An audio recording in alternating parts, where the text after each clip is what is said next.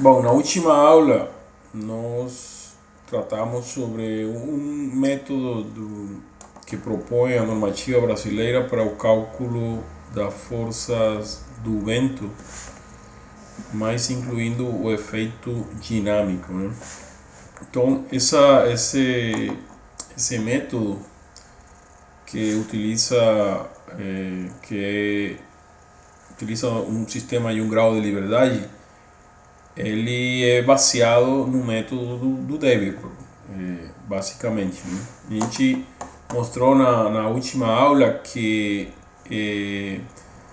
essa metodologia é igual que o Dever, ele propõe que a força máxima e por consequência a pressão máxima do vento ela é devido a duas parcelas. Uma é devido à ação média da força do vento, que seria essencialmente a força estática, e uma ação da ação flutuante, né? Que é o que, digamos, é o efeito dinâmico que adiciona a força do vento no caso que possam existir aumentos dessa força devido ao efeito de ressonância entre o vento e a estrutura. Então a gente mostrou naquela aula, nossa última aula, como se define essa ação média e também como se define essa ação flutuante segundo a normativa brasileira. A gente demonstrou aqui que a ação média ela é dada por essa equação, que a gente pode representar isso também em função de pressão. Aqui está dado em força, simplesmente seria tirar a área, e essa é uma equação que está dada em altura, né? Aqui temos a altura de referência, a pressão característica devido à velocidade característica do vento e alguns parâmetros que modificam essa equação devido à rugosidade do terreno, que são o P e o V.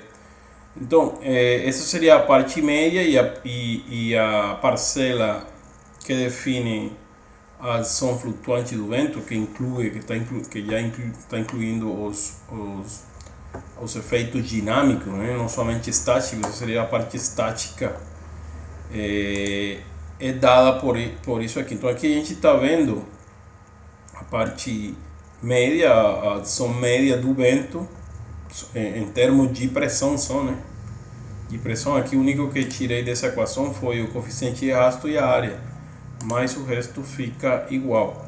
E essa aqui seria a parcela da ação flutuante. A gente mostrou cada um desses parâmetros, o que estão relacionados, né? Aqui temos a pressão característica, o parâmetro B e P que depende da rugosidade do terreno, da categoria, a altura, a altura onde se quer fazer análise, o Z, e o ZR que seria a altura de referência, que é dado como 10 metros.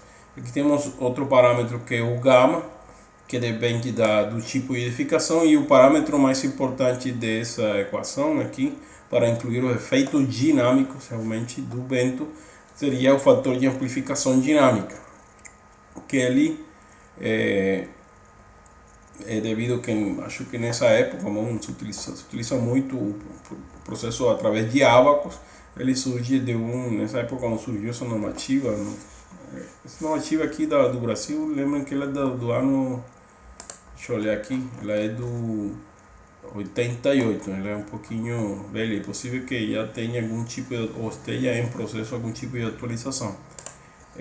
Bom, esse parâmetro aqui surgiu de alguns ábacos, que essencialmente são esses tipos de ábacos. Vou mostrar aqui diretamente na normativa, são esses gráficos aqui, que dependem basicamente da altura da edificação, da taxa de amortecimento e da velocidade do vento, da frequência natural da estrutura e um parâmetro constante L que é igual a 1800 metros. Então você poderia entrar nesse gráfico e calcular definir essa amplificação dinâmica do vento, né?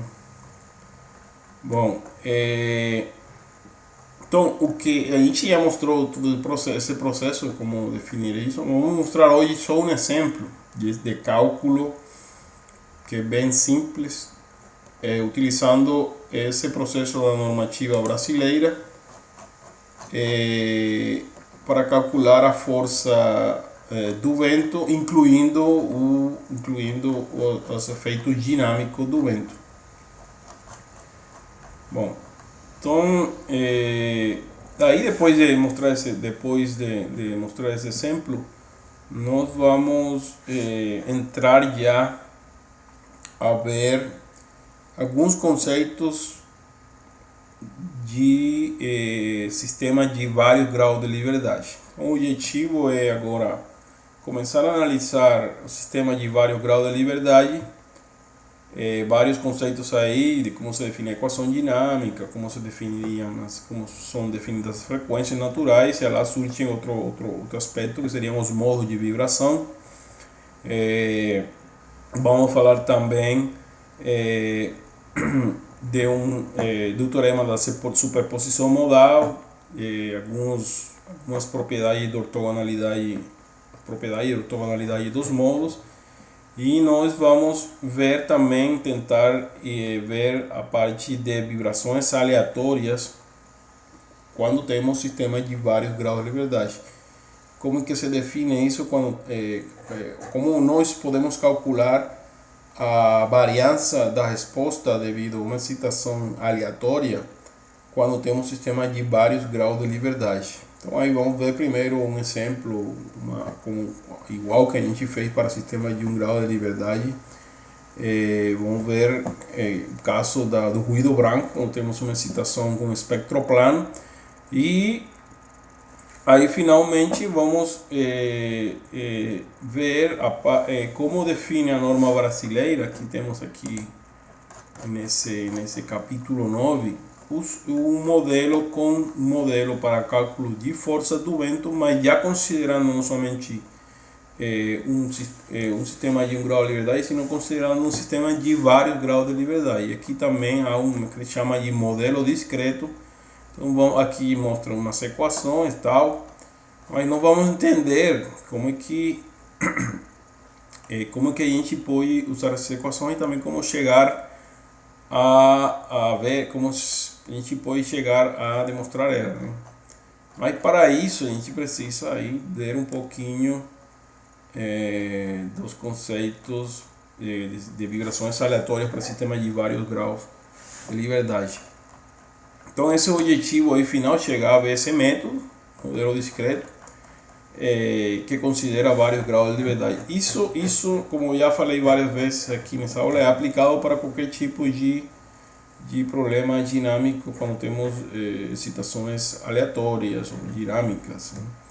Sempre há um modelo na normativa que propõe usar um modelo de grau de liberdade, que é mais simples, tem algumas limitações, várias, né? Mas ele funciona para quando a estrutura tem uma grande regularidade, simetria e tal, e sempre tem uma alternativa para você considerar vários modos de vibração ou vários graus de liberdade, porque às vezes existem estruturas que não são simétricas, são irregulares, e isso pode gerar que modos de vibração maiores, além do primeiro modo de vibração, tenham uma grande influência na resposta total da estrutura e, portanto, na avaliação das forças dinâmicas nessa estrutura. Então, às vezes é bom utilizar não aquele método simplificado de 1 grau de liberdade, senão métodos que possam considerar vários modos de vibração. Bom, isso também acontece no problema sísmico. Lá existe um método força horizontal equivalente, que considera um sistema em 1 grau de liberdade, e os métodos modal espectral, que consideram vários graus de liberdade. Igual aqui acontece no vento, né? A gente pode fazer uma análise tanto para sistema considerando a estrutura como sistema de 1 grau de liberdade, ou considerando a estrutura. Então, o mais próximo da realidade seria considerando um modelo de vários graus de liberdade. Embora ainda aqui esse modelo que propõe a normativa brasileira, ele é bem, digamos, prudente, né? É bem simples, né? Não é um modelo que considera a estrutura como um todo, sino como um conjunto de massas em cada andar, né? Então, ainda, embora seja um modelo já de vários graus de liberdade, ainda ele é reduzido, né? Não seria, digamos, tão real como considerar realmente a estrutura como um todo, utilizando elementos finitos ou qualquer outra técnica numérica para discretizar a estrutura, né? Bom, então vamos ver aí o exemplo e aí a gente passa a começar a ver como que se define, como se faz análise dinâmica com sistemas de vários graus de liberdade. Então vamos ver o exemplo primeiro da normativa, um exemplo utilizando o modelo de 1 grau de liberdade que propõe a normativa para calcular a força dinâmica do vento. Então vamos considerar um prédio que tem uma altura de 120 metros de altura e tem digamos, a dimensão perpendicular à entrada do vento, ou a força do vento, na direção do vento, é de 24 metros de lado. Então temos aí uma velocidade básica extraída daqueles mapas de vento aqui no Brasil, em uma cidade específica, de 45 metros por segundo, e vamos considerar aqueles fatores de modificação da velocidade básica, fatores de estatística e fatores de rugosidade do terreno como sendo igual a 1, né? Bom, a equação que a gente vai usar é essa aqui, a gente já mostrou. Lembrem que essa parte aqui seria a parte estática, ou a velocidade, ou a pressão média do vento em altura. Isso aqui seria a parte dinâmica, incluindo o efeito dinâmico, o possível efeito dinâmico. Bom, então a primeira coisa, vamos definir essa pressão aqui característica do vento, que depende da velocidade característica.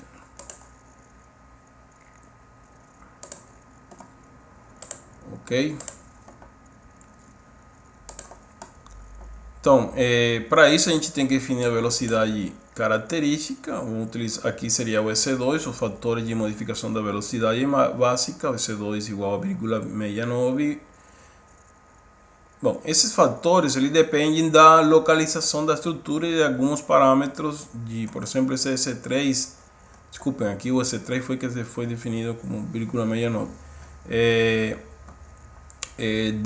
de parâmetros estatísticos da probabilidade de excedência da velocidade do vento, né? Há 50 anos, se você quer mudar esse tempo aí de retorno, esse parâmetro muda, né? Esse parâmetro que você define a partir da localização e da rugosidade do terreno, do tipo de edificação, você pode definir esses parâmetros. A parte aí de avaliação da velocidade característica. Então, com isso a gente define que essa velocidade característica vai para 31 metros por segundo, né? Com isso a gente pode definir esse Q0 ou velocidade ou pressão característica do vento para a parte, digamos, essa parte aqui também tem influência na parte da parte dinâmica, né? Bom, na normativa você precisaria que a gente precisa umas informações como são a frequência natural da estrutura, né? Mas eu falei na aula passada que geralmente, se você quer fazer uma análise dessa, o que você deve fazer é fazer um modelo de elementos finitos e extrair esse parâmetro da frequência natural, que é um parâmetro de entrada nesse modelo, do modelo de elementos finitos.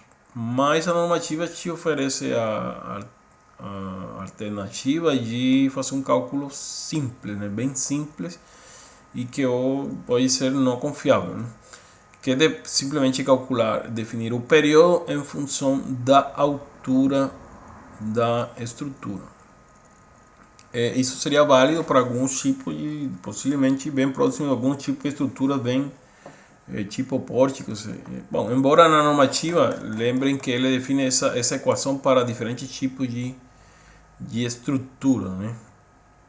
Mas o melhor seria fazer um modelo em elementos finitos da estrutura e ver qual seria essa primeira frequência natural. A gente vai usar aqui a equação que nos fornece a normativa, e seria, no caso, uma edificação aporticada, seria essa equação. Então aí, em função da altura, né, a gente tem aqui 120 metros, nós podemos aí definir que o período natural da estrutura é igual a 1,85 segundos.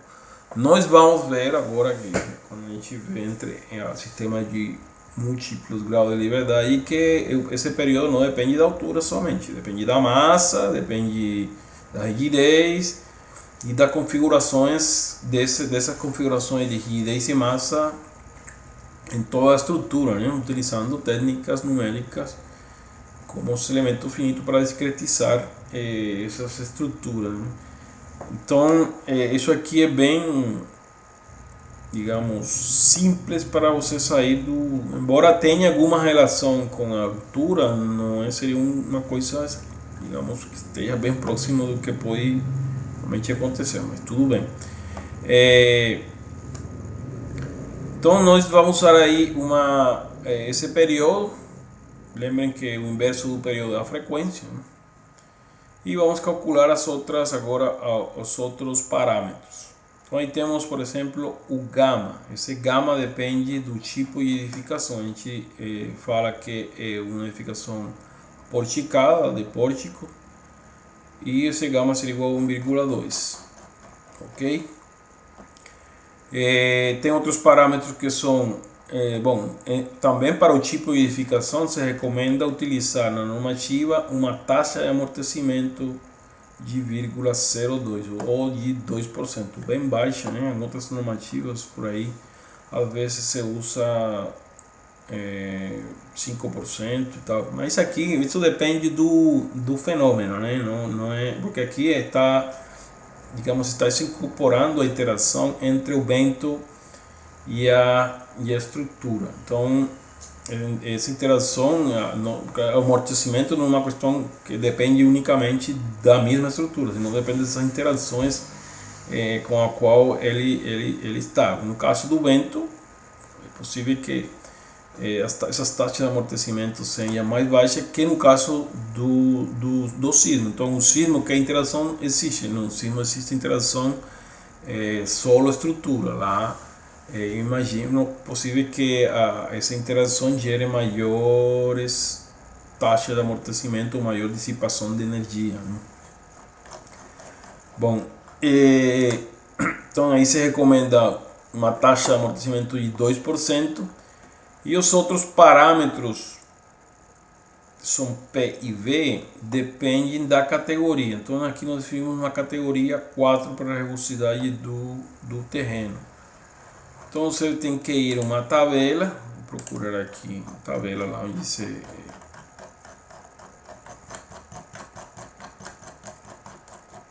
Essa tabela aqui, hein? Então nós estamos na categoria 4, o P seria esse aqui e o V esse valor aqui. Ok? Então temos P igual a 0,23 e V 0,71. Então a gente com isso já definiu aí grande parte dos parâmetros, só faltaria o parâmetro mais, digamos, complicado de avaliar, porque ele depende daqueles gráficos, né? Então vamos avaliar esse coeficiente de amplificação. Então o coeficiente de amplificação é esses gráficos aqui. Temos que avaliar esse valor das abscissas, né? Que seria a velocidade característica dividido entre a frequência natural e o L, que é uma constante de 1800 metros. Então, avaliando esse valor, nos dá um valor de 0,032. Nós estamos na categoria 4, portanto você teria que procurar os gráficos da categoria 4, categoria 3, categoria 4. Seriam esses gráficos aqui. Então você teria que entrar aqui em algum desses dois gráficos. Então vamos calcular em qual gráfico a gente tem que entrar. Aqui temos o LI dividido entre H maior que 0,2. Então todos L1 é aquela distância perpendicular à velocidade e à direção do vento, né? Da dimensão da estrutura perpendicular à direção do vento. Então nós temos lá de 24 metros de altura, 120. Então nos deu um valor aí de 0,2. Então ele está dentro dessa faixa. Então a gente teria que entrar somente nessa. Se esse valor ficasse entre 0 e 0,2, você teria que fazer a interpolação entre os dois gráficos.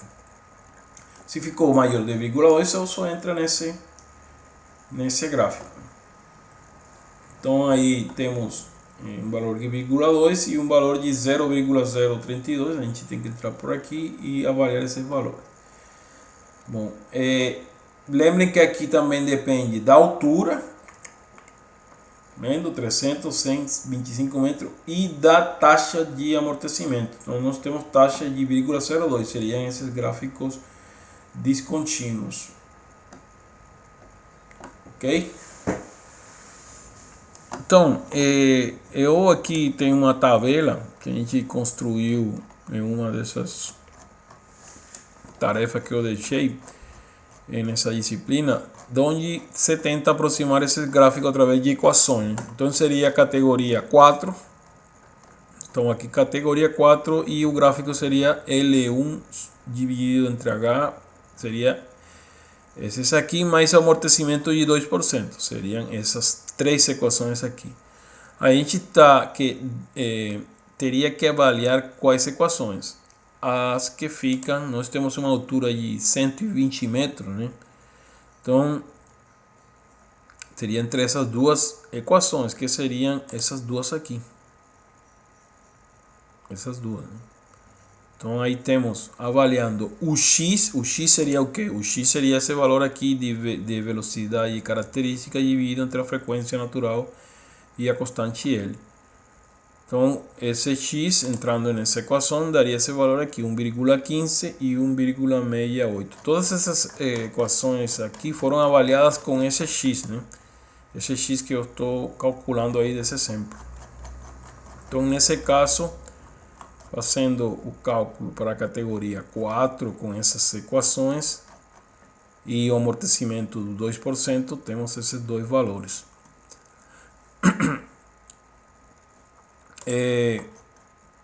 Se avaliou, digamos, foi avaliado para todas as alturas, né? Aqui temos os três valores, que são os que se mostram aqui, 1,67, 1,15 e meio. Mas a gente teria que só interpolar entre desculpem aí que travou aqui o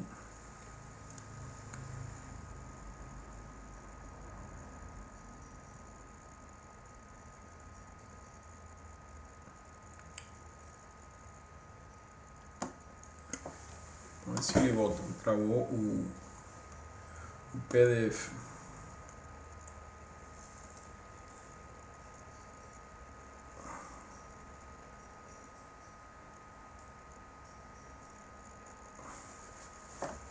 Ok.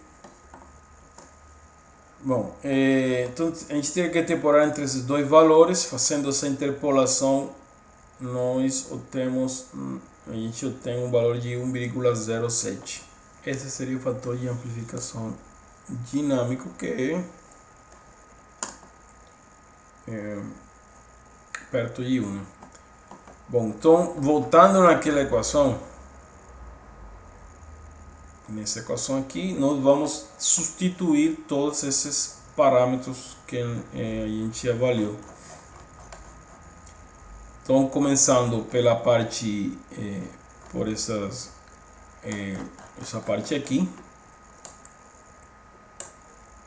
e também essa parte aqui nós vamos avaliar. Então, essa parte aí dá 298 Newton por metro quadrado e aquela parte dá um valor de 1,4, né? Então vamos substituir todos esses valores, 1,4, 298 e ficaria, o resto ficaria em função da altura, né? Altura que é o Z, a altura onde você deseja avaliar a pressão do vento. Então, substituindo isso aí, a gente chega nessa equação. Então, essa equação é que você pode utilizar para avaliar as pressões ao longo da altura da edificação. Se você colocar aqui igual a zero, você vai ver que tem pressão igual a zero, e assim vai aumentando essa pressão em altura, né? Então, nós fazemos um cálculo aqui de uma pressão de 1725 Newton por metro quadrado a uma altura de 120 metros. Bom, vocês podem ver que se vocês desejam saber aquele coeficiente de amplificação dinâmica, que aqui também chama, seria esse não o mesmo, esse aqui não seria igual ao processo de Debye, vocês teriam que pegar esse valor, digamos, calcular essa parte aqui, que é a parte estática, dividir essa equação entre essa parte aqui e ficaria um valor de 1 mais uma parte aqui, né? Então esse 1 mais essa parte aqui, o que seria aquele fator de amplificação do processo de Debye, porque no final é o mesmo que mostra a normativa brasileira, só que ele separa os dois, né? Não faz como fez Debye de normalizar isso a pressão estática, ele normaliza essa parte aqui, seria o estático, ele aqui está separando os dois, estático mais o dinâmico, e o Debye o que faz é normalizar a equação em função do estático, e fica 1 mais uma parte aqui, um fator de amplificação, multiplica pelo estático e daria o valor final da pressão, que seria essencialmente o mesmo, mas para você ter uma ideia, comparar o Debye com essa metodologia aqui, para saber o G, né, aquele G que a gente, G maiúsculo, a gente teria que fazer isso. Eu não fiz o cálculo, mas se você tem aí essa curiosidade, ver qual seria o G desse cálculo aqui, imagino que ele é igual para toda a altura, você pode fazer isso aí. Não tem alguma pergunta até aí dessa parte da normativa brasileira? Senão a gente passa para sistema de múltiplo grau de liberdade. Bom, vamos começar, como falei, o objetivo de dar aqui ver alguns conceitos de sistema de grau, de vários graus de liberdade, é ver no final o método discreto, o modelo discreto da normativa brasileira para avaliar forças que contém a influência dinâmica do vento, né? Então eu vou para abordar esses conceitos de sistema de múltiplos graus de liberdade, eu sempre vou utilizar um sistema de 2 graus de liberdade, mas isso pode-se depois generalizar para múltiplos graus de liberdade. Então sempre vou utilizar um exemplo de 2, mas isso é válido também para N graus de liberdade. Só para ver, digamos, de forma mais simplificada o problema. Então, em sistema de múltiplos graus de liberdade, há várias formas de modelar isso, né? Mas eu vou trazer aqui a forma mais simples, que é através de modelo massa-mola. Então aí vamos supor aqui o objetivo aqui nessa parte é realizar um equilíbrio, né? Um equilíbrio em cada uma dessas massas para obter um sistema de equações que representa a dinâmica desse modelo aqui. E nós vamos ver como se define uma equação diferencial dinâmica para esse sistema de 2 graus de liberdade, que depois a gente pode ver que isso se pode estender para múltiplo grau de liberdade. Bom, então vamos utilizar a segunda lei de Newton, desculpem, o equilíbrio, o diagrama de corpo livre aqui cada uma dessas massas, nessa massa aqui, massa 1, massa 2, e lembrando aí que existe uma massa inercial, uma força inercial, devido à segunda lei de Newton, quando temos um movimento acelerado. Então vamos supor que o movimento dessas massas está indo nessa direção, na direção hacia o lado esquerdo, e vocês podem ver como ficariam se o movimento está indo nesse lado de forma acelerada, como ficariam aqui os diagramas, os esforços internos nessas molas. Então nesse caso aqui nós teríamos realmente está se movimentando hacia o outro lado, desculpem, a força está sendo aplicada a esse lado e está indo hacia o lado direito, desculpe, a força inercial que está indo no sentido contrário, está indo nessa direção que está indicado. Então nessa mola aqui nós teríamos uma tensão, nessa aqui teríamos compressão e aqui também teríamos compressão devido a que o X2 está indo nessa direção. E vamos supor que o X1 é maior que o X2 para que essa mola aqui fique em compressão. Se o X2 é maior que o X1, ficaria tensão. Então vamos supor esse movimento aí, essa condição. Com isso a gente pode aí estabelecer as forças que estão saindo da massa, né? Então nesse caso que está a tensão, a força está saindo, nesse caso que está aqui a compressão, a força está entrando a massa. E aí teríamos não somente a força das molas, sino a força dos amortecedores, que a gente utiliza um modelo viscoso, né? uma constante de amortecimento proporcional à velocidade. Então a força dessa mola aqui seria diretamente proporcional ao deslocamento. Como temos digamos uma restrição aqui de movimentos, simplesmente seria esse deslocamento aqui. Desse lado, a força dessa mola seria proporcional ao deslocamento relativo da mola, que seria a diferença dos dois deslocamentos. Temos aí a força da mola como sendo vezes a ida e vezes o deslocamento relativo, a diferença dos dois deslocamentos. O mesmo acontece com a força amortecedora.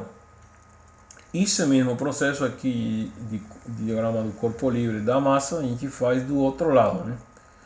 Então nós vamos ter aí duas equações de equilíbrio, nesse corpo, nessa massa e na outra massa.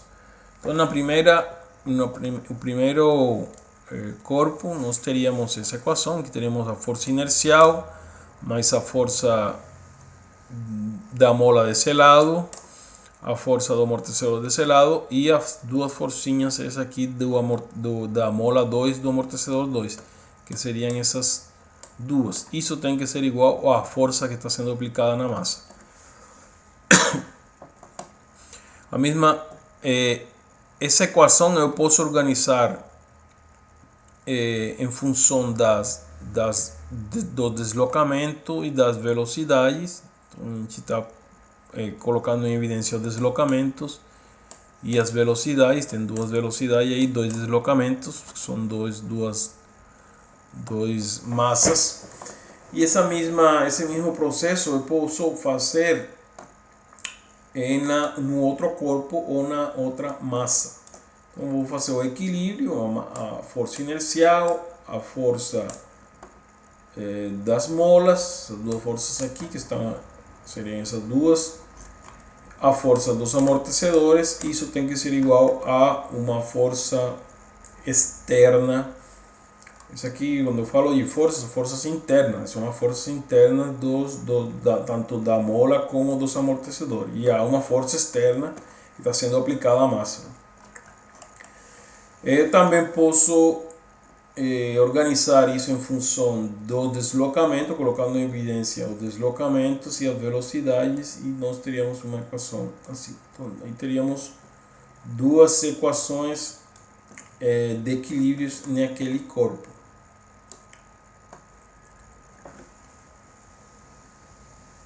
Novamente travou, vou esperar aí. Ando problema hoje o PDF.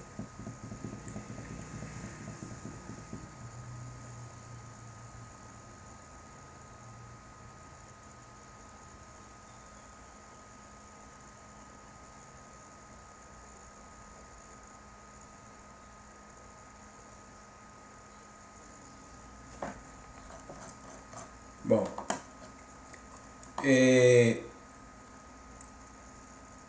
então essas duas equações de equilíbrio eu poderia representar de forma matricial. Então a representação matricial, matrizes, essas duas equações de equilíbrio ficaria dessa forma. Então teríamos essa matriz que contém as massas vezes as acelerações, essa outra matriz que contém as constantes de amortecimento vezes o vetor de velocidades, e uma matriz que contém as constantes de rigidez vezes aqui que não deu para ver, vezes o deslocamento, o vetor de deslocamento, tudo isso sendo igual ao vetor de forças externas. Então essa matriz aqui nós vamos chamar de matriz de massa, essa matriz aqui vamos chamar de matriz de amortecimento, e essa matriz aqui de matriz de rigidez. Geralmente, quando você faz análise estática, você somente utiliza essa parte, né? Isso aí é essa parte da equação. Força, um vetor, você acha que vocês podem lembrar de análise matricial em estrutura, né? Disciplina em estrutura, você geralmente somente utiliza a base. Você conhece a matriz de rigidez, tem aí, vocês imaginam, viram lá várias formas de definir essa matriz de rigidez, utilizando o trabalho virtual ou o teorema do Castiglione, e você com essa equação pode fazer análise estática. Mas no caso dinâmico, para sistemas de vários graus de liberdade, nossa equação ela é uma equação diferencial. Ok, aqui temos aí um ordinário, né, de segundo grau. Temos uma variação do deslocamento em relação ao tempo e uma variação do segunda derivada, que seria a aceleração, e uma variação do deslocamento, a primeira derivada seria a velocidade. Então, nossa equação assim, geral, que a gente sempre usa para análise dinâmica em sistema de múltiplo grau de liberdade dada por essa equação aqui. Então, como eu falei, temos matriz de massa, matriz de amortecimento e matriz de rigidez. Digamos, essa matriz aqui ela pode ser definida a partir da estrutura mesmo, de utilizar as propriedades de densidade do material e a geometria da estrutura. Essa matriz aqui também você pode utilizar a módulo elasticidade. Aqui seria a densidade, né? Aqui o módulo elasticidade do material, a geometria, o módulo de inércia e tal. Você pode definir essa matriz de rigidez. Mas a matriz de amortecimento você não pode definir a partir de uma característica da estrutura. Você precisa de experimento direto na estrutura para poder definir essa matriz de amortecimento. Há duas formas de definir essa matriz. É uma matriz que nós chamamos de matriz proporcional, que pode se definir em função, sendo proporcional a massa e rigidez, ou somente massa, ou somente rigidez, e uma matriz não proporcional, que não seria proporcional a essas duas matrizes, né?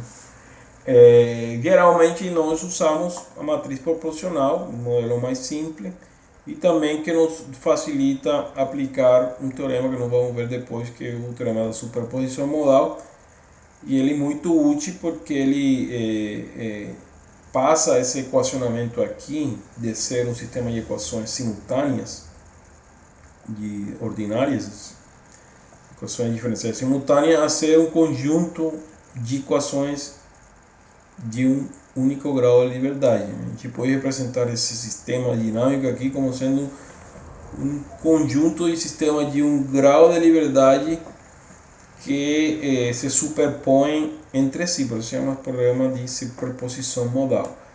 Então, assegurando que a matriz, assumindo que a matriz de amortecimento seja proporcional, a gente vai ver aí como se define, simplesmente por conhecer como se define uma matriz de amortecimento proporcional. Não é uma coisa, aí fugiria um pouquinho do assunto da disciplina, mas seria bem importante ver como se define, simplesmente por curiosidade, conhecer essa definição. A gente vai ver isso, mas depois de assumir que essa matriz é proporcional, a gente pode trabalhar incluindo o amortecimento e utilizar o teorema da superposição modal para poder, de uma forma mais simples, resolver o problema dinâmico, porque ele passa de ser um sistema de equações simultâneas a ser um sistema como de vários sistemas de um único grau de liberdade. E aí a gente já sabe como resolver um sistema de um único grau de liberdade.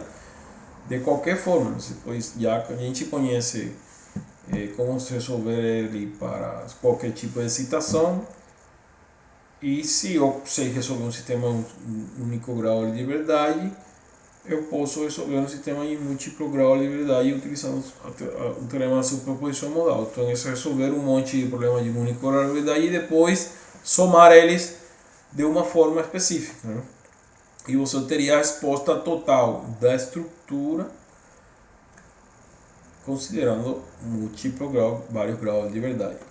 Bom, mas lembrando também que muitas vezes essa matriz de amortecimento ela é desprezada, né? Devido a que nossas estruturas têm baixo amortecimento. Então, entre considerar ela ou não é possível que não mude muito. Bom, vamos primeiro analisar o sistema sem amortecimento. Então, essa equação que temos aqui. O que a gente está agora é isso aqui, não existe, igual a zero. Então, vamos ver primeiro que característica nos oferece esse sistema sem amortecimento.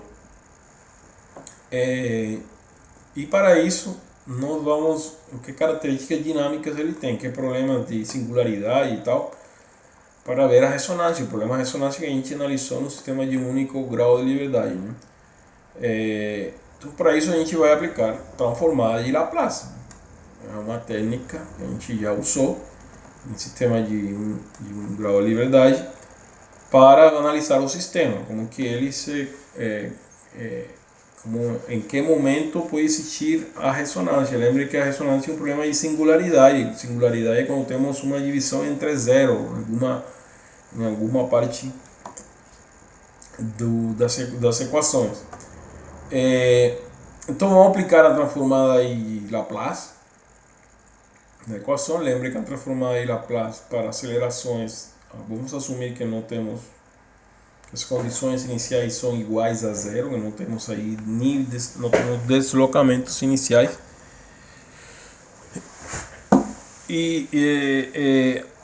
Assumindo isso, lembrem que a transformada de Laplace da aceleração é S ao quadrado vezes xs, e a transformada de Laplace dessa variável seria xs aqui, e a transformada de Laplace dessa variável seria fs. Bom, essa equação aqui ficaria assim. Eu posso colocar em evidência xs, assim. Ficaria aqui uma matriz que estaria composta pela massa vezes o S ao quadrado mais K, igual vezes aqui o vetor do deslocamento no domínio do S, igual ao vetor de força no domínio do S. Eu vou isolar aqui o xs, ficaria dessa forma. Aqui lembrem que é uma multiplicação matricial, né? Eu tenho que multiplicar por esse lado. Não posso colocar essa matriz do outro lado. Não teria, digamos, seria correto. Lembrem que para fazer uma multiplicação matricial, aqui um vetor é uma matriz, o número de colunas dessa matriz tem que ser igual ao número de linhas. Se coloco do outro lado, não vai dar certo. Então, a inversa disso aqui vezes o vetor. Vocês podem ver aqui que a gente tem uma matriz que realmente está embaixo, né? Que está dividindo, ou é a inversa. Então, quando a gente analisou o sistema de um grau de liberdade, a gente assumiu que o S, digamos, era analogamente era a frequência da excitação, assumindo que se a gente tivesse aí uma excitação harmônica com uma frequência estabelecida que pode ser W, né? Essa aqui, o S seria uma frequência W. Então, se eu excito a estrutura de forma harmônica, variando esse W, que seria esse W aqui, a frequência de excitação, de forma análoga, nós vamos ver que essa matriz aqui, ela está dividindo, né? Está sendo inversa, ela pode ser igual a zero, né? Ou seja, chega um momento que há alguns valores de W que fazem que K seja igual a M. Quando acontece isso, acontece a ressonância. Mas para resolver o problema da ressonância, a gente simplesmente isolava o W. Né? Mas aqui no caso que é uma matriz, não dá para fazer dessa forma assim tão direta. Né? Aqui temos, aí a gente já está vendo o problema de ressonância. Se CW tem alguns valores de W que gerem que K e M sejam igual, essa inversa aqui não existe. Não vai, seria essa matriz, a soma dessas duas matrizes seria singular. Então a gente o que vai descobrir é quais são esses valores desses W, como a gente pode encontrar quais são os valores desses W que geram que K e M sejam iguais. Então não vai ter um W só, vai ter vários. E esse seria o que nós chamamos das frequências naturais da estrutura. Então, no caso, esse W é diretamente proporcional ao tamanho da matriz de I10 e ao tamanho da matriz M, ou ao número de graus de liberdade da estrutura.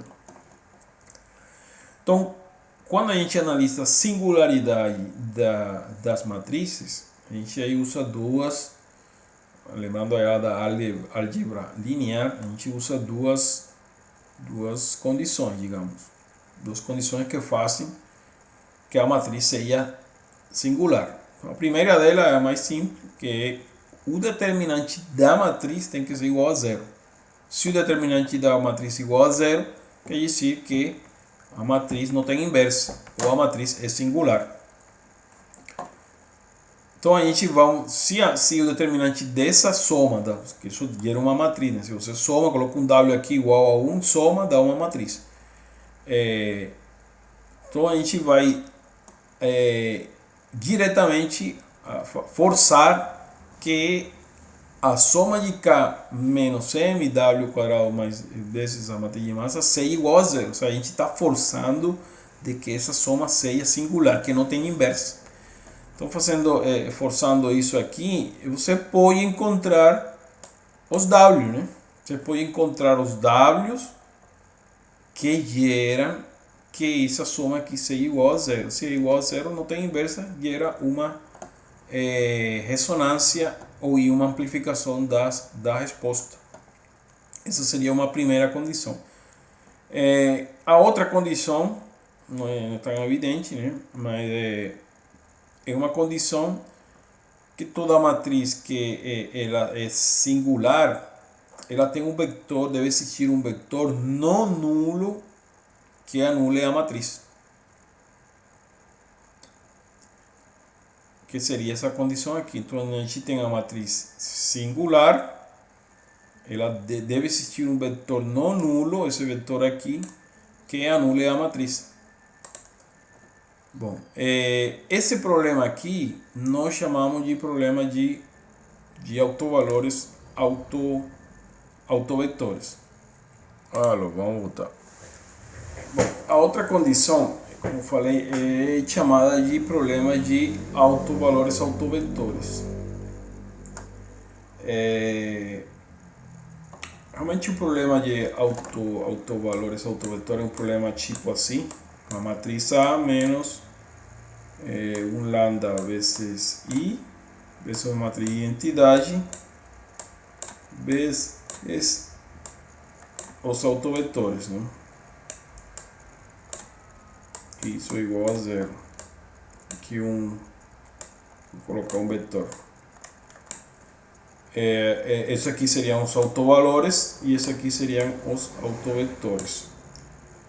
Mas você vê que esse problema aqui é bem parecido, só que se você quer deixar isso aqui como matriz de identidade, você simplesmente passa a matriz de massa, multiplicar aqui inversa e aqui também nos dois lados, e aqui geraria uma matriz de identidade e aqui uma matriz M inverso vezes K, que seria igual a A. Então isso é exatamente isso aqui. Se você tem visto na álgebra linear esse problema de autovalores autovetores. Então o problema de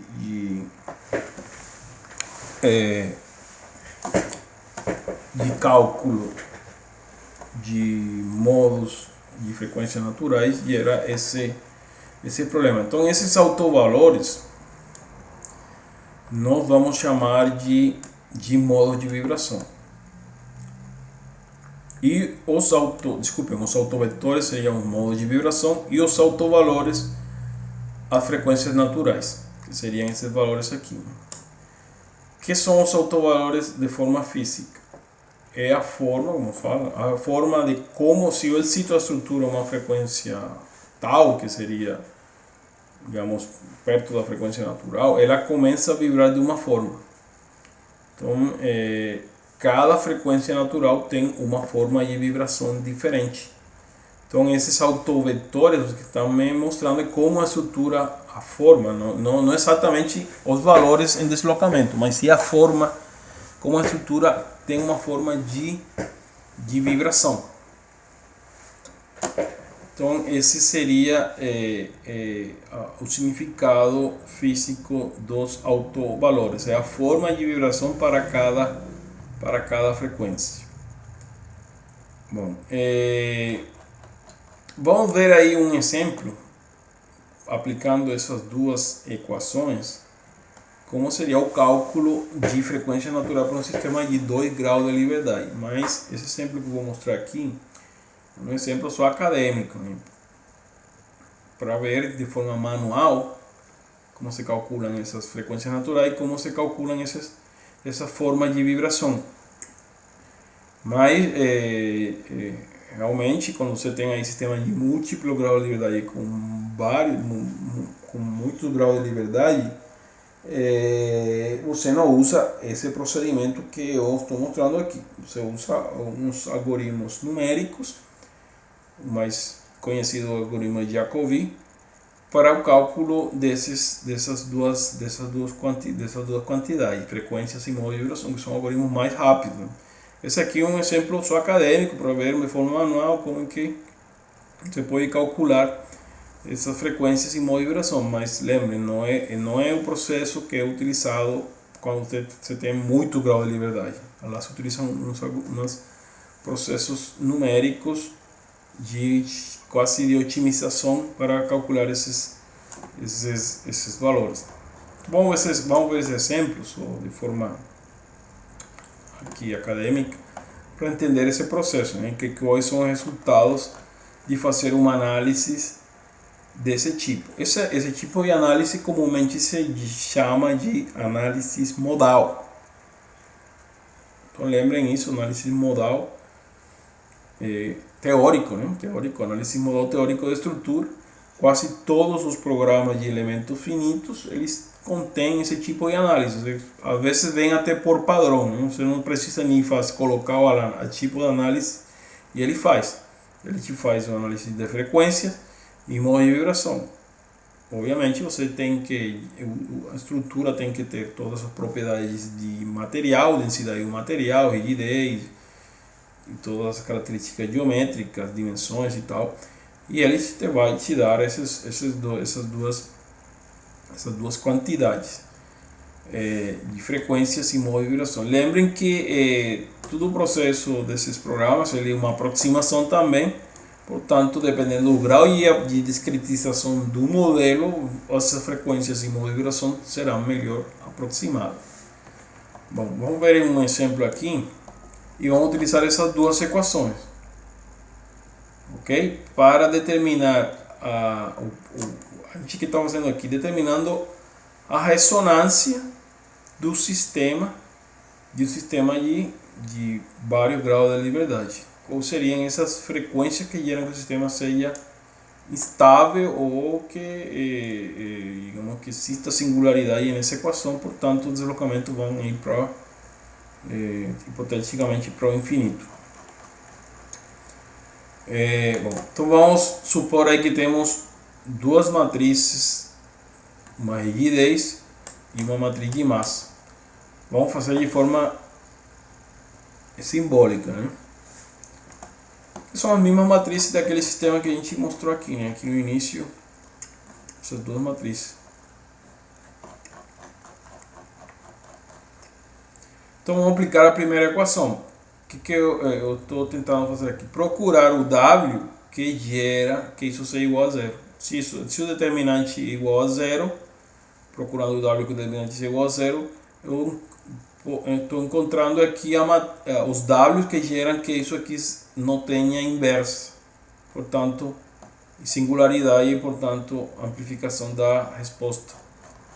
Então determinante disso aqui, coloco o W, eu vou agora substituir, ao invés de colocar K1 mais K2, vou chamar de K11, K12, K21, K22, simplesmente para simplificar o problema. Temos aí uma matriz de rigidez de 2 graus de liberdade. Bom, então vou subtrair as duas matrizes, dá isso aqui, dá uma matriz só, estão vendo? Que é o que eu estava falando, uma matriz só, que depende do W, né? Então vou calcular o determinante dessa matriz. Nesse caso aqui bem simples, por isso que eu falei que esse processo aqui não seria útil para você ter muito grau de liberdade, porque o determinante é uma matriz de 20 por 20, aí um troço imenso, né? E o determinante dessa matriz ela vai gerar o que nós chamamos uma equação característica, um polinômio. Então, se eu tenho um polinômio, uma matriz de 20 por 20, vai gerar um polinômio de 20, de grau 20. Né? Aqui a gente vai obter um polinômio de grau 2. Mas antes disso, vou fazer uma substituição, vou assumir que o W ao quadrado é igual ao lambda. Vou substituir isso aqui. E nós vamos ter aí, fazendo o determinante dessa equação, que seria simplesmente multiplicar isso aqui de forma diagonal, né? Esse por esse aqui, menos esse por esse aqui. Então, fazendo isso e substituindo W igual a lambda, a gente obtém essa equação aqui. Multiplicando isso aqui menos isso aqui, ficaria essa equação aqui. Você vê aí que a gente tem um polinômio, aí eu coloco em evidência os lambda, os lambda ao quadrado, e a parte que não tem lambda, fica um polinômio de grau 2. Temos aí um polinômio de segundo grau, que é proporcional ao tamanho, né? 2 por 2, fica um polinômio grau 2. Tenho de 20 por 20 a matriz de rigidez e matriz de massa. A gente obteria um polinômio grau 20. Então, isso tem que ser igual a zero, determinante igual a zero. Então, aqui, evidentemente, o objetivo é avaliar agora a raiz desse polinômio. Como é grau 2, fica simples, né? Utilizando aquela equação que a gente já conhece. Isso faz, esses lambdas, o que fazem que isso seja igual a zero e, portanto, não tem inversa e exista singularidade no sistema. Então, vamos avaliar as raízes desse polinômio de grau 2, ficaria essa equação aqui. Eu vou fazer uma simplificação nessa equação. simplesmente para...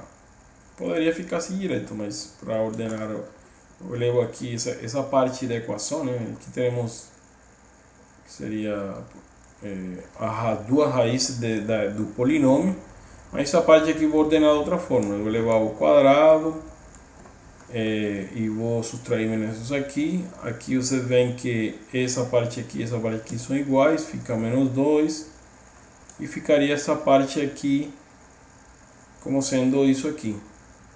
Sendo isso aqui, a suma dessas duas ao quadrado ficaria. Então se faz uma pequena redução dessa equação aqui, que nós chegamos nisso aqui. Então as duas raízes desse problema seriam essa equação aqui, mais ou menos teríamos aí duas raízes. Esses seriam os autovalores, né? Se eu tiro a raiz dos autovalores, nós vamos obter as frequências naturais. Então, quando temos mais grau de liberdade, vamos ter mais raízes. E a forma de organização dessas raízes sempre tem que ir de menor a maior. Então, a primeira frequência é a menor e assim vai por diante. Você organiza dessa forma, você sabe. A ordem de menor a maior me dá a primeira, segunda, terceira, quarta, quinta, sexta, até o número de grau de liberdade da estrutura. Então, nesse caso, a gente tem aqui duas frequências, portanto, eu vou escolher a menor, seria a frequência 1, e a maior seria a frequência 2. Então, com essa equação aqui, eu poderia calcular para esse sistema simples de 2 graus de liberdade as frequências naturais. Lembrem, esse processo aqui não se usa para sistemas maiores. Vamos utilizar outros métodos que não poderia abordar nessa disciplina devido a que fugiria do assunto, né? Bom, então com isso, já obtendo a frequência natural, eu poderia voltar na segunda equação, na segunda condição, nessa aqui, e poder avaliar os modos de vibração ou as formas de como a estrutura vibra para cada frequência. Então lembra que tem aqui um sistema de 2 graus de liberdade, tem 2 frequências, portanto a estrutura ela vai vibrar de duas formas diferentes para cada frequência. Para a frequência 1 vai ter uma forma de vibração, para a frequência 2 vai ter outra forma de vibrar. Vamos lá. Então, voltando àquela equação, segunda condição, vou mostrar aqui de novo, isso aqui. Então, eu vou substituir o K, o M e vou colocar o W. Então, para cada W há uma forma de vibração.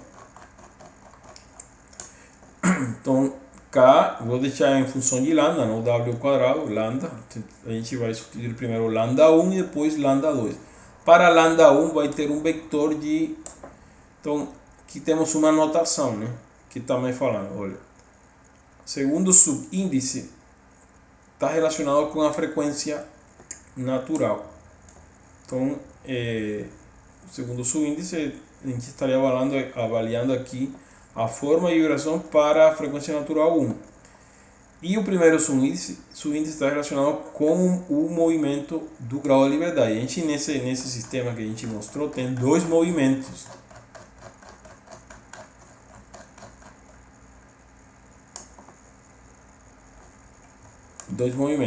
Aqui nessa massa e nessa massa. Então a gente teria aí no grau de liberdade 1, no grau de liberdade 2 para a frequência natural 1. Então esse φ1 seria a forma como se desloca a massa 1 e o φ21 a forma como se desloca a massa 2 na frequência natural 1. Ok? Então, se você vê essa equação não tem solução. Não dá para resolver, encontrar φ1 e φ21 de forma direta, né? Ela tem aí infinitas soluções. φ1, φ21, você pode colocar aí vários valores, porque um depende do outro, né? Você pode isolar φ1 e fica em função de φ21, E aí você pode colocar qualquer coisa, você pode, digamos, ajustar, colocar um valor para φ1 e você vai ter φ2. Ou outro valor para φ1, você vai ter outro φ2. Então existem realmente infinitas soluções de φ1 e φ2. Por isso se chama de forma de vibração, porque realmente você vê uma forma, não vê um valor exato daquele deslocamento. Mas para resolver há duas formas de resolver esse problema de infinitas soluções. Uma é você, como eu falei, você assumindo um valor para algum dos dois valores. O problema dessa solução é que você, às vezes, esses valores são iguais a zero. Se o φ1 pode ser igual a zero e o φ2 pode ser igual, mas você não sabe, né? Se você coloca um valor, aí você está encontrando uma solução errada. Se você coloca um valor para φ1, mas realmente ele é igual a zero, aí você está encontrando uma forma de vibração errada, né? Então, por isso é melhor fazer outra solução, que digamos, normalizar esse vector, né? Assumir que a norma 2, há vários tipos de normas, isso aí norma do vetor, né? Norma 1, norma 2, norma froviana, vários tipos de norma. Então a norma 2 do vetor, quando eu estou colocando norma no vetor, estou, digamos, a amplitude do vetor está sendo restringida, né? De alguma forma. Então eu vou restringir essa amplitude como sendo igual a 1. Eu vou restringir que a norma 2 desse vetor é igual a 1. Então, incluindo essa nova equação, eu poderia já dar uma solução, porque como aí não tenho, digamos, uma depende da outra, precisaria mais uma equação para resolver o problema. Então eu vou incluir essa nova equação, que é restringir aí a amplitude do vetor a uma, digamos, uma faixa de soluções, que fique dentro desse isso ficaria como um círculo, né? φ1, φ2 não pode ter uma amplitude, fica uma coisa assim, um ciclo, não pode ter amplitudes maiores de igual a 1. Quando aqui tem φ1, 1, φ2, 1, e essa amplitude tem que ser igual a 1. Então fica um círculo, no caso de 2 graus de liberdade. Então aí você faz uma restrição da solução do problema. Profe, ahí, ¿y si fueran 3 grados de libertad, qué sería una esfera?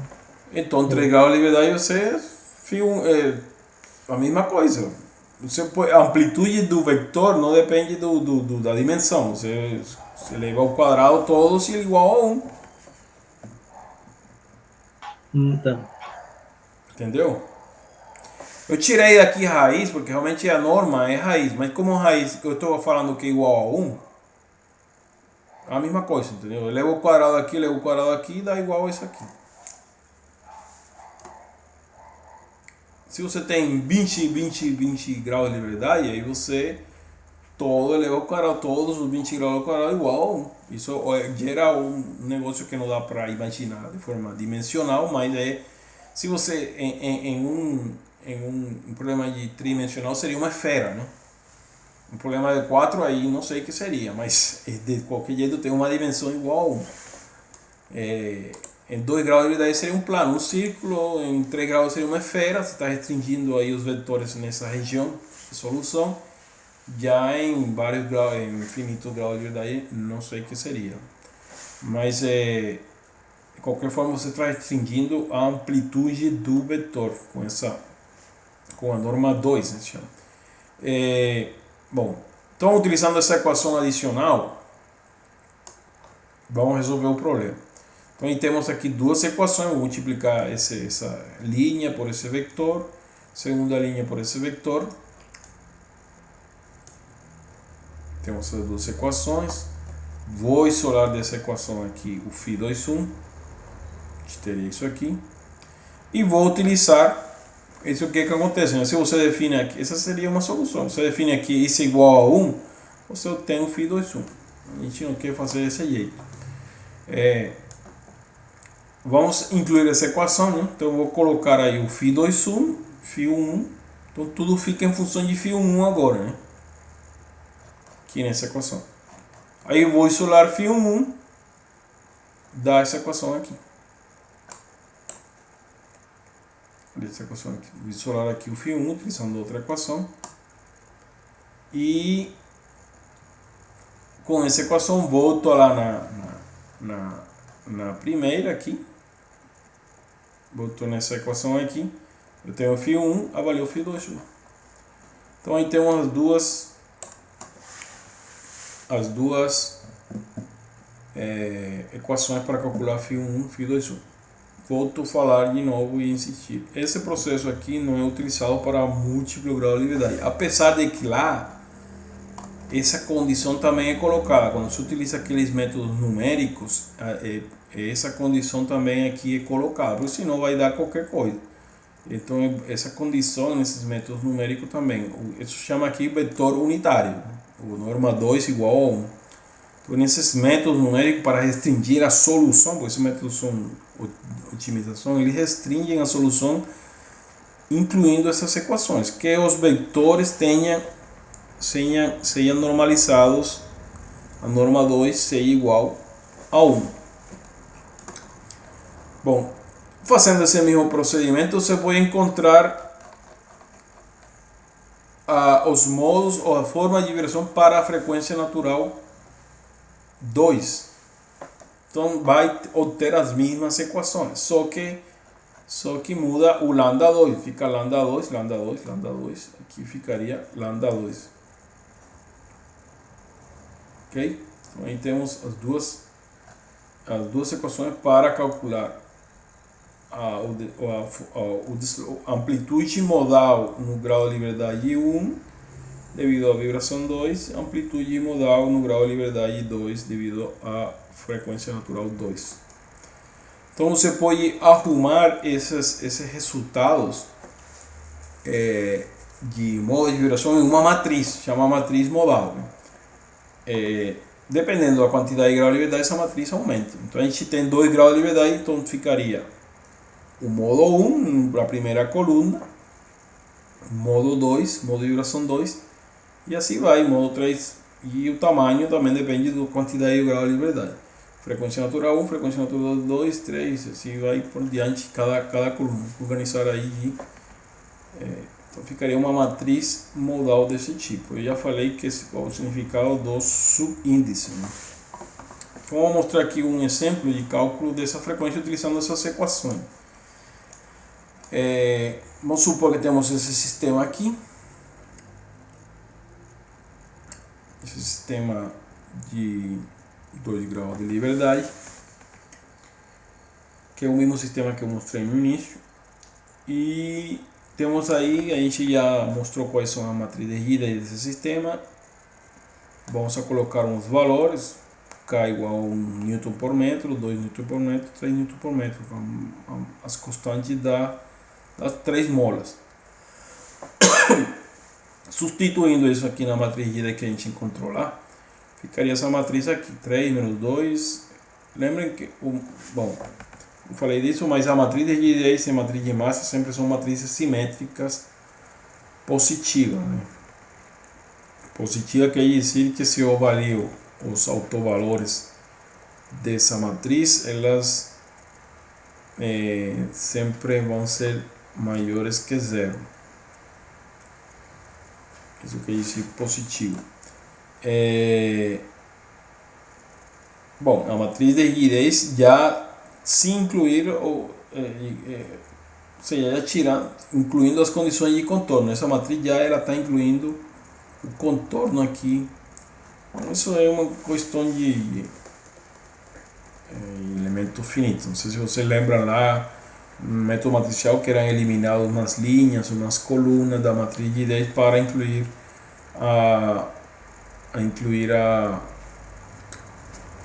incluir as condições de contorno. Então essa aqui seria já a matriz que está incluindo essas condições de contorno. Porque aquela outra matriz da estrutura que não inclui as condições de contorno, ela pode ter autovalores iguais a zero, mas essa aqui não. Essa aqui já autovalores podem ser, tem que ser maiores que zero.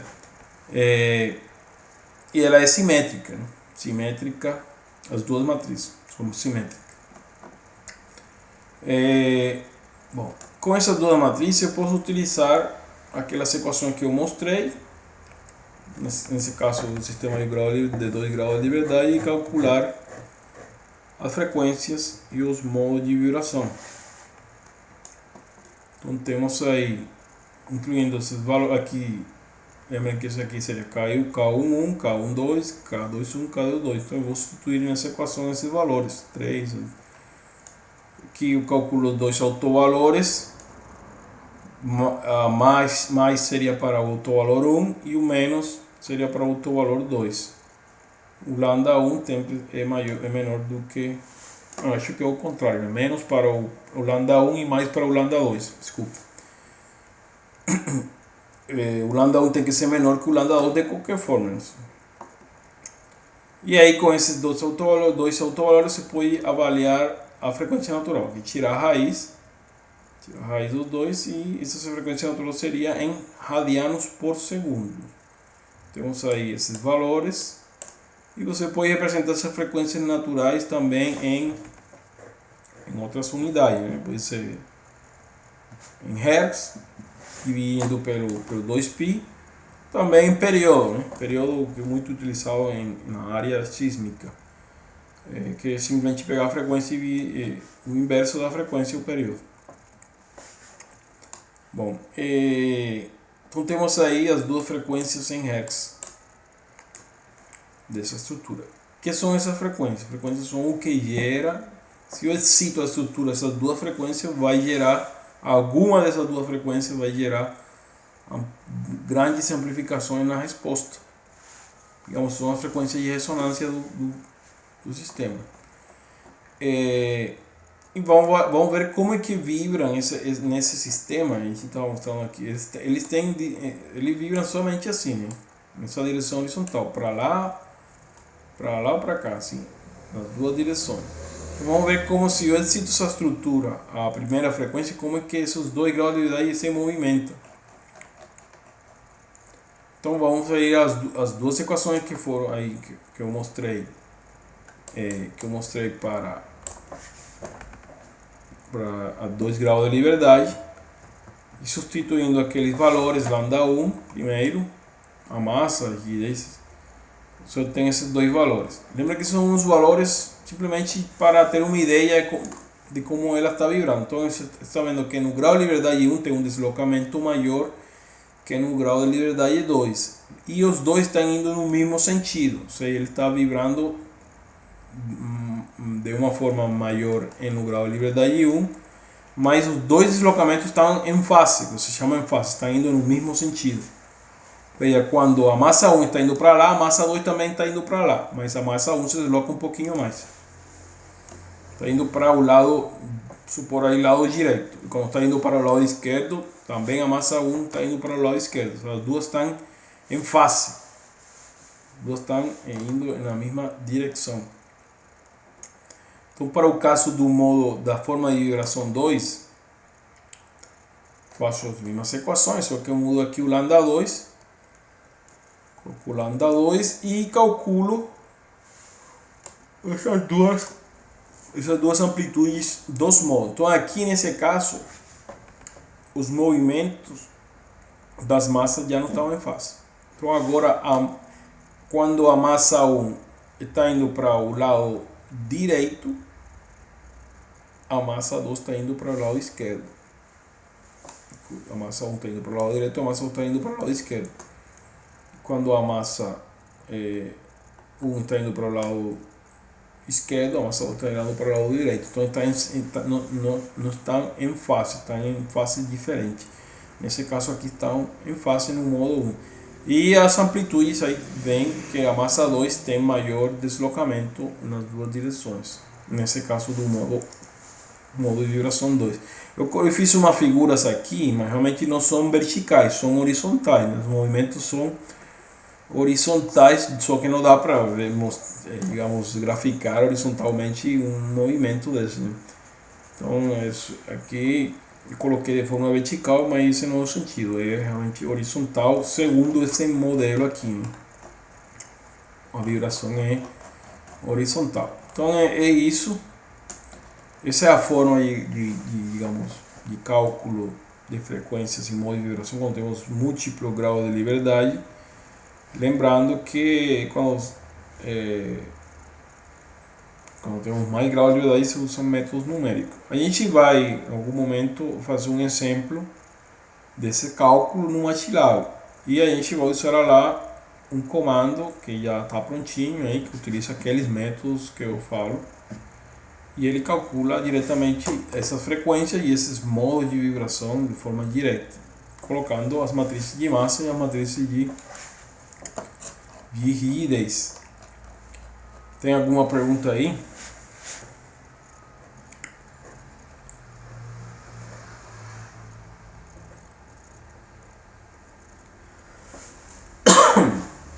Não, se não tem pergunta, vamos ver uma propriedade importante dos modos de vibração. Então esses modos aqui, esses vetores, vamos lá.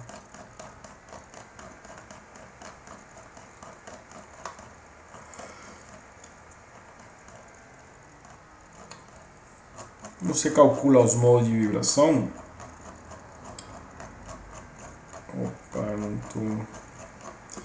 Dá um vetor, né? Vetor, dependendo do número e grau de liberdade, dá um vetor aí maior.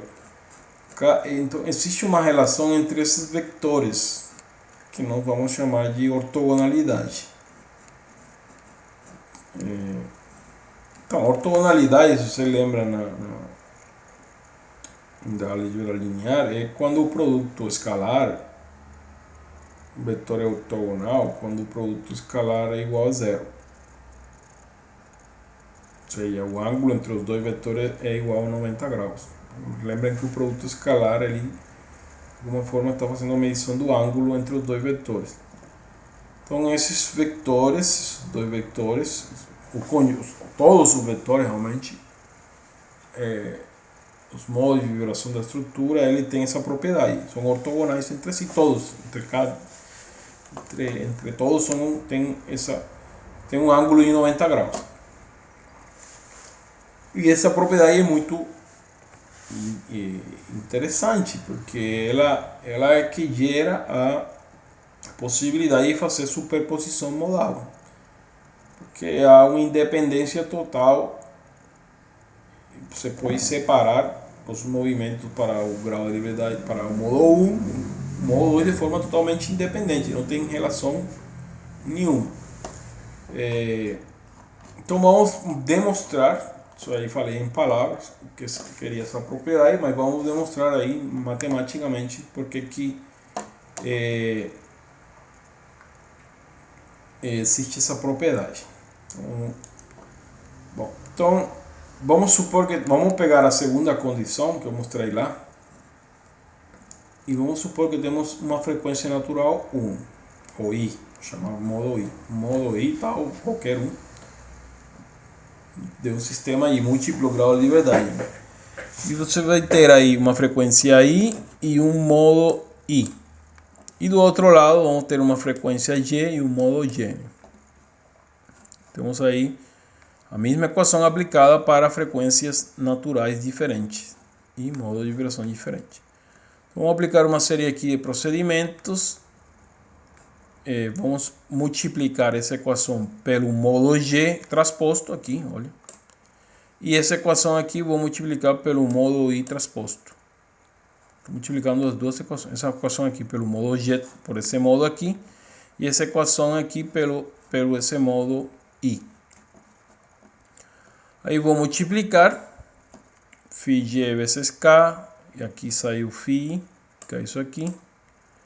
φg vezes WI vezes M vezes φ, Fica isso aqui. E passa para o outro lado da equação.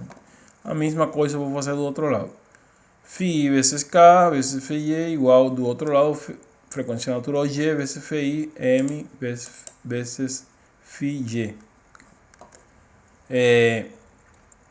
Então teríamos aí duas equações. Essa equação aqui e essa outra equação aqui. Eu vou aplicar agora a transposta nessa equação. Aplicar a transposta. Lembrando que a transposta tem essa propriedade, né? Então, aplicar a transposta, fica tudo invertido. C transposta, B transposta, transposta. E lembrando que eu falei que as matrizes M e K são simétricas. Essas matrizes são simétricas. A transposta de uma matriz simétrica é a mesma matriz. Então, portanto, não precisa colocar a transposta. Então, aplicando a transposta nos dois lados da equação, nós obtemos isso aqui. Então, ficaria, esse φ passa para cá, φ transposto vezes K, que não, a transposta que não é a mesma, e Φg, como é transposto aqui um vetor, fica Φg normal. E do outro lado também faço a mesma coisa, φ passa para tudo fica invertido. Então a gente fica com essa equação e essa equação. As duas equações. Eu posso subtrair essas duas equações. Vamos fazer isso. Então, vou subtrair essa equação aqui menos essa equação aqui. E nós obtemos, ou ao contrário, né? Essa aqui menos aquela lá. Nós obtemos que essa parcela aqui do lado esquerdo da equação, olha, são iguais. São exatamente iguais. Portanto, desse lado esquerdo fica igual a zero. E do outro lado ficaria a frequências, subtraindo as frequências, e esse aqui também é igual, olha, é igual nos dois lados da equação. Ficaria essa parte aqui. Bom, então nesse ponto, para que essa equação seja igual a zero, precisa ou que essa parte aqui seja igual a zero, ou que essa parte aqui seja igual a zero.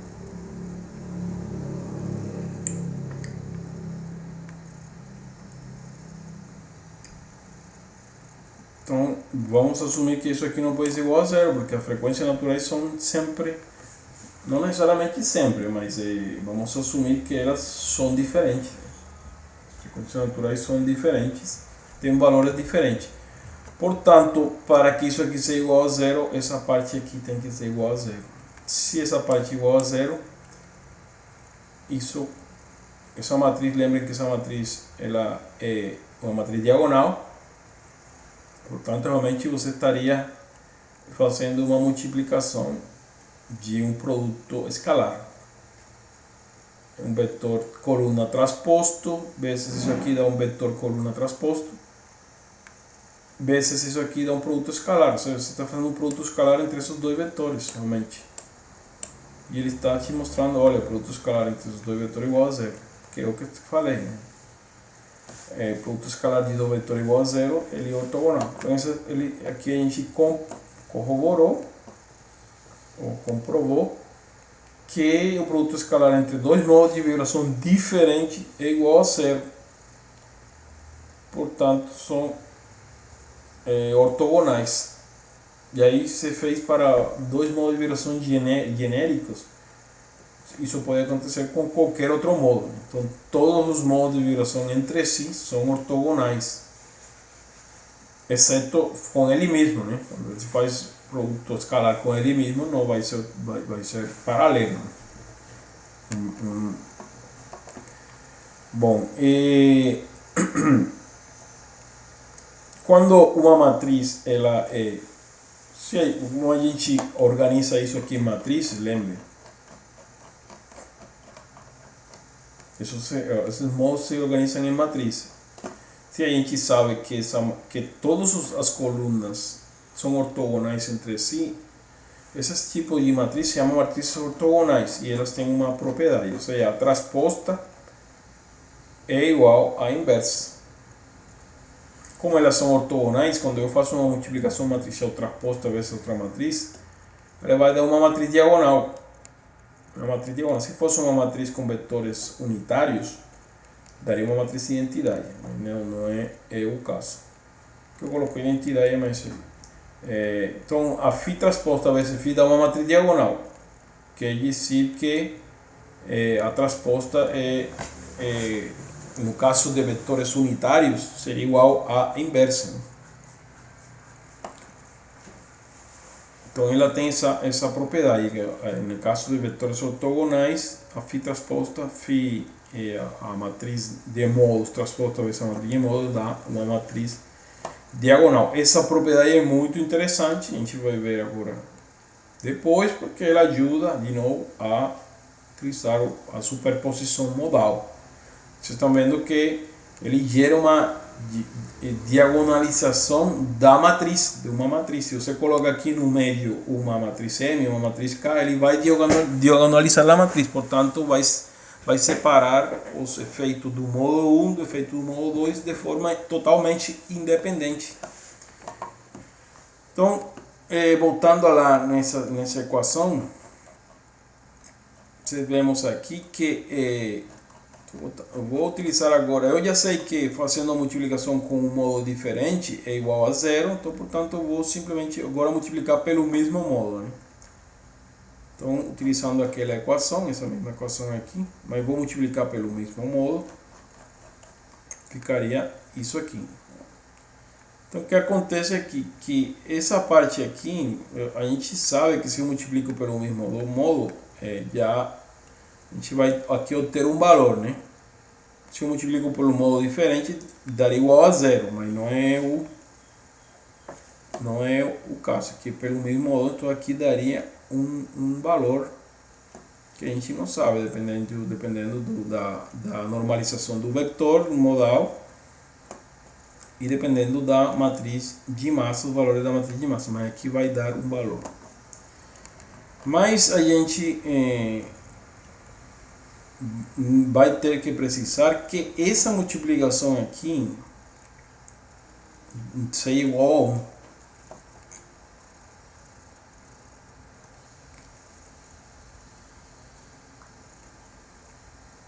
E isso nós chamamos de normalizar. Para que essa multiplicação seja aqui igual a 1, nós precisamos que esses autovetores ou modos de vibração estejam normalizados à massa. Então para isso a gente aplica essa condição, né? Se a gente aplica essa condição, quando a gente faça uma multiplicação matricial dessa forma, com todos os modos de vibração, a gente vai obter uma matriz de identidade, né? Uma matriz de identidade que vai ser muito útil depois para o que eu falei, para a superposição modal. Ele diagonaliza a massa como sendo uma matriz de identidade. A gente está fazendo aqui uma transformação realmente de coordenada da matriz de massa. Está transformando ela a uma direção na qual não há total independência da resposta, né? Bom, então para poder eu normalizar esses modos de vibração, eu vou ter que aplicar essa equação aqui, mas eu precisaria encontrar um fator alfa que gere que isso seja igual a 1. Lembrem que isso aqui não é igual a 1. Quando você encontra os modos de vibração, eles podem estar normalizados a qualquer coisa. Pode ser, como eu falei, eu normalizei lá a um vetor unitário, a norma igual a 1, norma 2 igual a 1. Mas quando eu faço a multiplicação pela massa, ele dá qualquer coisa, dá um valor 2, 3. Mas agora eu vou restringir eles para que seja igual a 1. Portanto, eu vou calcular um fator de normalização, vou chamar de alfa, para cada modo de vibração. Então, eu vou multiplicar aqui nessa equação por alfa nos dois modos,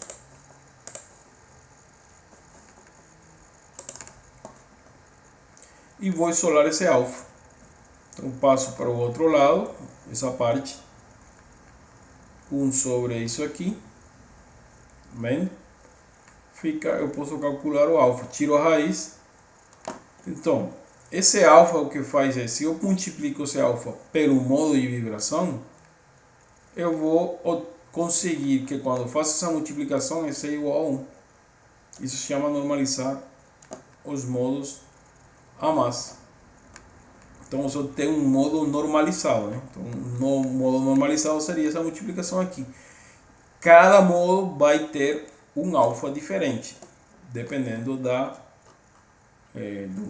como esteja normalizado aquele vetor quando você fez o cálculo dos autovectores, né?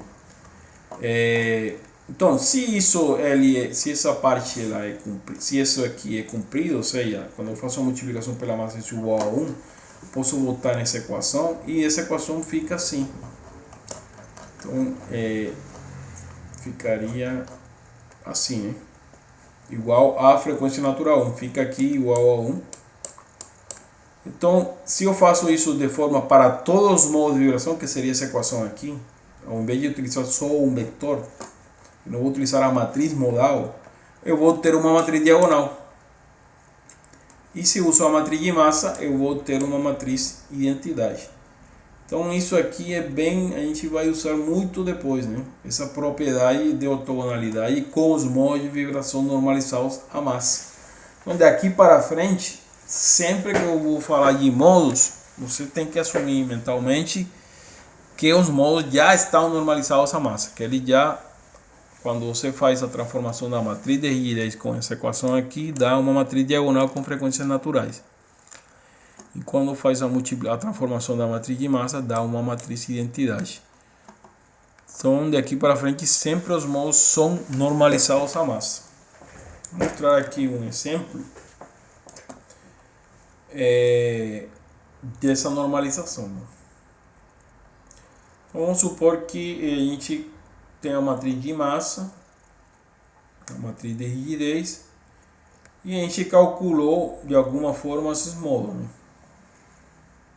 Então a gente calculou o modo 1 e o modo 2 e deu esses valores aí.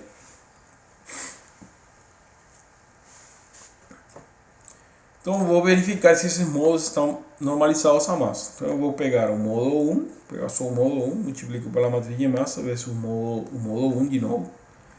E eu calculo que essa multiplicação aqui matricial, que lembra que é um vetor transposto vezes a matriz essa aqui, dá um vetor transposto vezes isso aqui, dá um valor. E a gente tem um valor de 1,38, ele é diferente de 1, portanto esses modos eles não estão normalizados a massa. E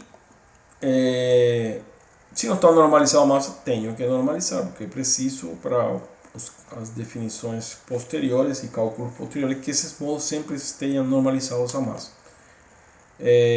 Então, vou calcular o fator que normaliza esses modos. O primeiro fator para o modo 1 seria essa equação aqui, lembrem da equação, isso aqui. Então, o fator para o modo 1 sobre 1,38 dá isso aqui, o vírgula seria o fator para o modo 1 e o fator para o modo 2 seria isso aqui. Então, simplesmente eu vou pegar esse fator e multiplicar por essa coluna e o segundo fator multiplicar por essa coluna. Então nós obtemos aí, ao multiplicar esses dois fatores por cada coluna, que é cada modo de vibração, a gente obtém os dois modos normalizados a massa. Você pode fazer agora o teste com a matriz de rigidez e você teria que obter as frequências naturais de aquele sistema. Tem o modo I, que foi normalizado, dá a frequência natural 1 ao quadrado, e o modo 2 multiplicando dá a frequência natural 2 ao quadrado, que seriam os autovalores, né? Os autovalores. E daria, se você faz de forma matricial, incluindo a matriz modal, incluindo esses dois, né? Já normalizado, daria uma matriz diagonal com os autovalores. Bom, era isso que queria mostrar hoje. Tem alguma pergunta?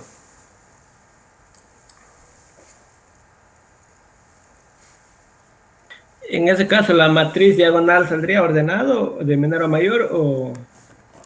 Se você tem ordenado os modos, lembre que essa matriz modal ela já é ordenada. Ela já vem primeiro, segundo, terceiro, quarto modo, entendeu? Então, se ele já está ordenado, ele vai dar de menor a maior, vai ir de menor a maior. Vai sair ordenado. Uma matriz diagonal.